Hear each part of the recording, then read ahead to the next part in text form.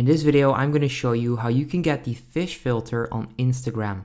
First of all, open the Instagram app on your phone and go to this profile from Nahir Asper. So that's nahir.asper. She's actually verified, so you should be able to find it.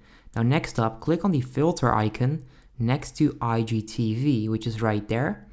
And then you can actually find the fish filter. So let me do that right now. There you go. So this filter is called Piscus. I'm not sure if I pronounced that right, but this is actually a fish filter.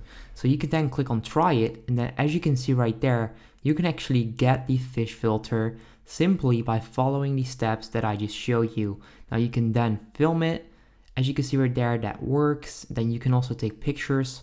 Now this video is actually too short, that's my bad. But that's exactly how you can get the fish filter on Instagram. If this works, make sure you go ahead and leave a like down below on this video. I would appreciate that. Comment that this works, and then I hope you have a nice day and enjoy your fish filter.